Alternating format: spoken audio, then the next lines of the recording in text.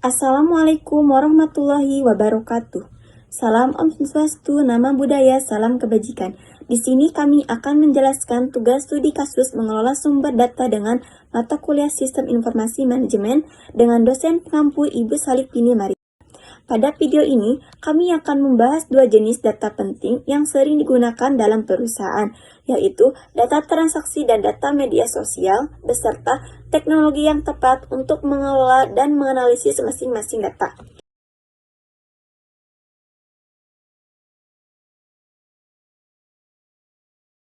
Sebelumnya, perkenalkan, nama saya Aliska Widianisi, bersama rekan saya yaitu Tina Isnaini dan juga Marsandalisa Putri.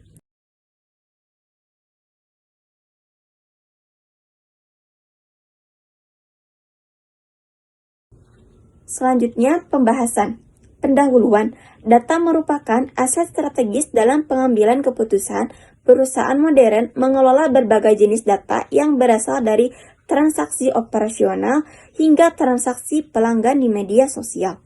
Masing-masing jenis data memiliki karakteristik unik dan membutuhkan pendekatan teknologi yang tepat.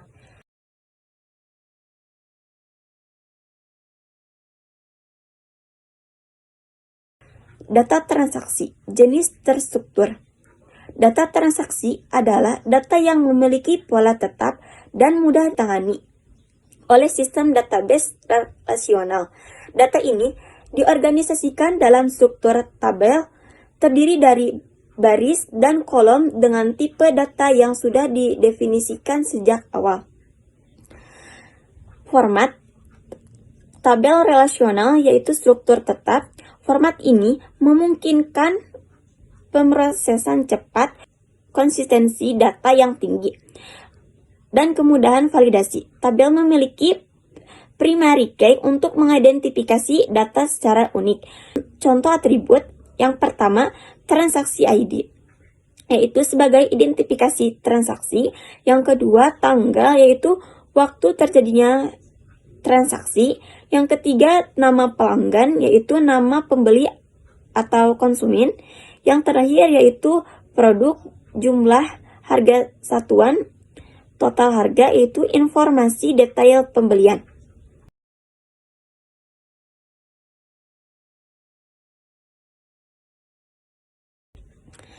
Ciri khas yang pertama, konsisten. Format tetap sehingga mudah diproses dan dilaporkan. Yang kedua, volume data. Umumnya berada pada skala MB hingga GB, masih dalam kapasitas sistem database standar. Yang ketiga, akses cepat dibutuhkan oleh bagian operasional untuk laporan harian, rekap penjualan mingguan, audit, dan pengendalian stok. Yang terakhir, fleksibel. Data dapat langsung dikaitkan ke laporan keuangan dan akuntansi melalui sistem ERP. Untuk data ini, DBMS sangat efisien karena menyediakan akses real-time, transaksi, automity, konsistensi, isolation, durability, serta dukungan query ad hoc untuk pembuatan laporan. Data transaksi bersifat stabil dan struktur, dikelola dengan DBMS untuk mendukung laporan keuangan dan operasional harian. Karakteristik utama data ini adalah konsisten dan rapi dengan format yang tepat. Volume data relatif sedang sehingga pengelolaannya dapat dilakukan secara efisiensi menggunakan sistem basis data relasional.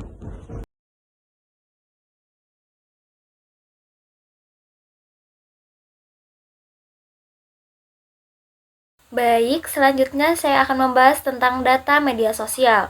Jenisnya yaitu tidak terstruktur, karena berbeda dari data transaksi, data dari media sosial tidak memiliki format tetap, umumnya berupa teks bebas yang diketik oleh pengguna secara natural, termasuk komentar, ulasan, atau posting.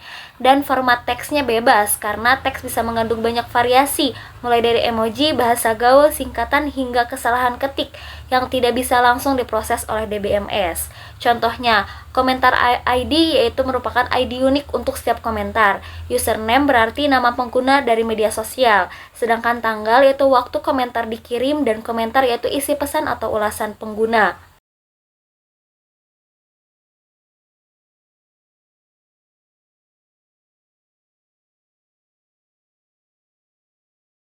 Ciri khas dari data media sosial yang pertama yaitu tidak seragam dan penuh variasi, mengandung emoji, singkatan, typo, dan bahasa informal, dan volume sangat besar bertambah setiap detik. Pengolahan memerlukan pendekatan Natural Language Processing atau NLP untuk memahami konteks, sentimen, dan topik. Tidak cocok disimpan dalam sistem relasional sehingga digunakan teknologi seperti Hadoop atau Spark untuk menyimpan dan memprosesnya. Digunakan oleh tim pemasaran, strategi, dan customer insight untuk memahami persepsi konsumen. Kebutuhan teknologi dari data media sosial yang pertama itu ada Hadoop dengan sistem file terdistribusinya atau HDFS dan kemampuan pemrosesan paralel, yaitu berupa Spark, MapReduce, sangat tepat untuk data jenis ini. Teknologi ini mendukung pemrosesan skala besar, cocok untuk data yang tidak memerlukan hasil instan atau batch processing. Data ini sangat bermanfaat untuk memahami persepsi konsumen, tren pasar, dan potensi krisis reputasi, sehingga digunakan oleh tim insight dan pemasaran. Data media sosial menawarkan insight konsumen namun menantang untuk diproses. Hadoop dan Spark dipilih untuk menangani stabilitas dan fleksibilitasnya. Untuk lebih memahami perbedaan keduanya, mari kita bandingkan dengan Lugas. Yang pertama yaitu DBMS unggul dalam mengelola data terstruktur, cocok untuk transaksi real-time dan laporan operasional. Sementara itu, Hadoop unggul dalam memproses data besar yang tidak terstruktur seperti teks dari media sosial, log, dan file JSON.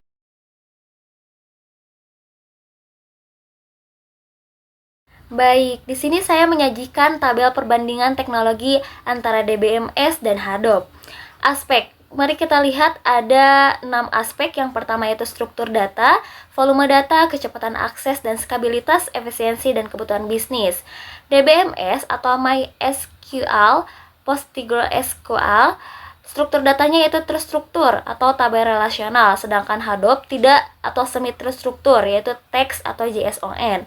Volume data dari DBMS yaitu rendah sedang atau MB/GB, sedangkan Hadoop yaitu besar sekali TB/PB. Kecepatan aksesnya, DBMS yaitu real time atau query cepat, sedangkan Hadoop batch processing atau waktu pemrosesan lebih lama.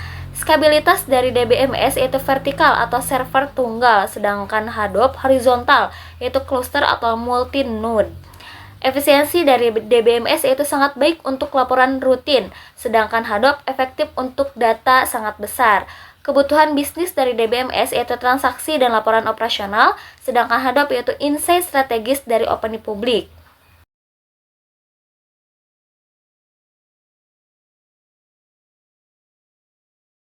Dan selanjutnya itu ada skema data dan prosesan. Tahapan prosesnya yang pertama itu insight data. Komentar dikumpulkan melalui API atau Instagram, Twitter, dan sebagainya, dan disimpan ke Hadoop atau Distribute File System atau HDFS. Yang kedua itu pre-processing, normalisasi teks dengan menghapus emoji, simbol, dan stopword. Tokenisasi yaitu memecah teks menjadi kata, dan NLP sentiment analysis yaitu klasifikasi komentar menjadi positif, negatif, atau netral. Outputnya yaitu ada tanggal, produk, sentimen, dan frekuensi. Di sini ada tanggal 2025, bulan 4, tanggal 20, produknya itu kopi botol, sentimennya itu positif, frekuensinya 15. Dan tanggal 20 bulan 4 2025, produknya roti coklat, sentimennya negatif, frekuensinya 16. Data ini dapat dikonversi menjadi informasi strategis dalam data warehouse dan divisualisasikan untuk mendukung keputusan bisnis.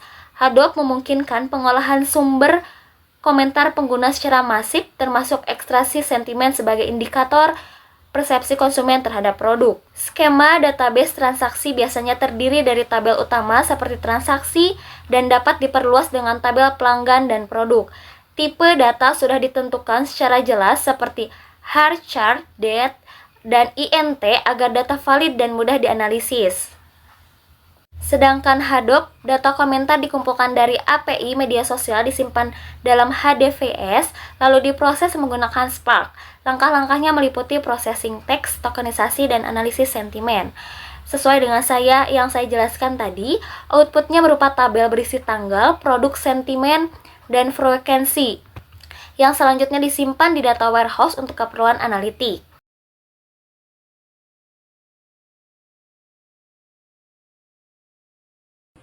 Baik, selanjutnya saya Marsandari Saputri akan membahas mengenai pendekatan terbaik yang seharusnya dilakukan perusahaan dalam menggabungkan hasil untuk pengambilan keputusan. Yang pertama, kapan sebaiknya menggunakan DBMS, lalu kapan sebaiknya menggunakan Hadoop, lalu alasan pemilihan tersebut berdasarkan efisiensi, skalabilitas, dan kebutuhan bisnis. Baik, berikut ini strategi penggabungan dan pengambilan keputusan melalui pendekatan hybrid system. Solusi terbaik dalam hal ini adalah menggunakan pendekatan hybrid, yaitu menggabungkan DBMS dan Hadoop. Data transaksi dikelola secara real-time oleh DBMS, sementara Hadoop menganalisis opini publik dari media sosial. Keduanya dikonsolidasikan dalam data warehouse lalu divisualisasikan menggunakan dashboard BI untuk mendukung pengambilan keputusan strategis. Berikut langkah-langkahnya. Yang pertama, di BMS menyimpan data transaksi harian. Lalu yang kedua, Hadoop memproses dan menganalisis komentar pelanggan.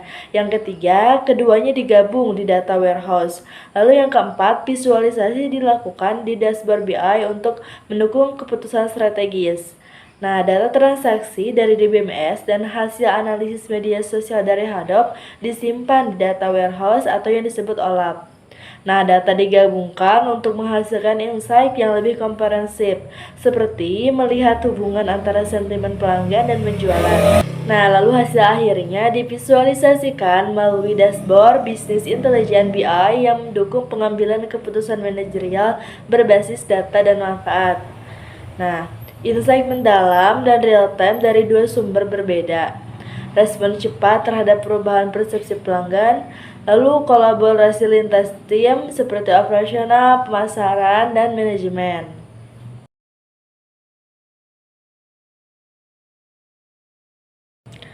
Lalu, kapan sebaiknya menggunakan DBMS? Kondisinya, datanya terstruktur, operasional harian, laporan cepat. Untuk timnya, cocok untuk keuangan, akuntansi, operasional, dan contoh penggunaannya ada penjualan harian, daftar produk laris, laporan kas mingguan, dan lain sebagainya. Lalu, kapan gunakan Hadoop? Kondisinya untuk data besar, tidak terstruktur, batch processing, untuk timnya marketing, insight, data analisis, riset produk, dan contoh penggunaannya, analisis tren mingguan, bulanan, atau sentimen publik terhadap produk baru. Rekomendasi berbasis feedback pelanggan.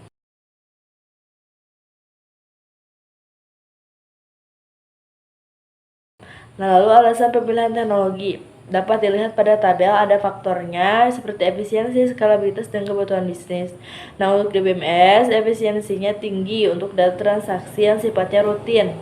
Sedangkan Hadoop efisiensi untuk volume data besar, lalu skalabilitas DBMS terbatas karena servernya tunggal. Sedangkan Hadoop tinggi atau cluster multi-node. Nah, untuk faktor kebutuhan bisnisnya, DBMS itu cocok untuk operasional dan laporan, sedangkan Hadoop insight strategis dari pasar. Untuk memaksimalkan potensi data perusahaan, idealnya mengadopsi pendekatan hybrid system yang memadukan kekuatan DBMS untuk data transaksi atau struktur tetap real time, Hadoop untuk data tidak terstruktur dari media sosial. Lalu alur integrasinya, yang pertama data transaksi dari DBMS dan hasil analisis media sosial dari Hadoop disimpan di data warehouse yang disebut OLAP. Nah, lalu data digabungkan untuk menghasilkan insight yang lebih komprehensif, seperti melihat hubungan antara sentimen pelanggan dan penjualan.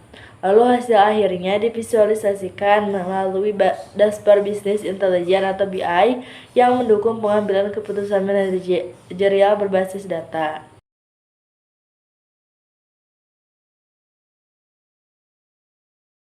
Nah, berikut ada diagram alur pengolahan data. Nah, alur ringkasnya seperti ini, yaitu data media sosial, komentar ke API, lalu ke Hadop, lalu ke sentiment analysis dan data warehouse, lalu data transaksi penjualannya ke sistem kasir, ke DBMS, lalu ke data warehouse, akhirnya lalu digabungkan ke BI dan digunakan untuk manajemen keputusan akhir.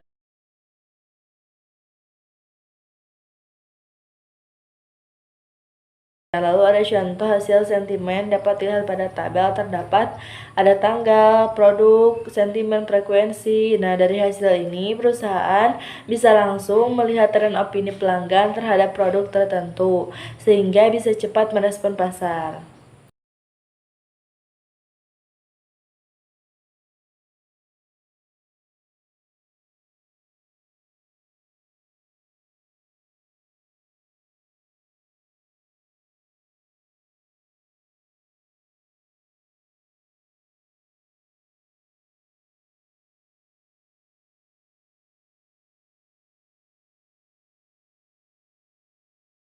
Ukurannya yaitu setiap jenis data membutuhkan pendekatan dan teknologi yang berbeda. DBMS unggul untuk data yang terstruktur dan operasional harian. Sementara Hadop unggul dalam menangani data besar dan tidak terstruktur. Dengan memanfaatkan keduanya, perusahaan bisa merespon dinamika pasar dengan lebih cerdas dan berbasis data. Sekian dari kelompok kami, mohon maaf bila ada kesalahan. Wabillahi taufiq wal hidayah. Wassalamualaikum warahmatullahi wabarakatuh.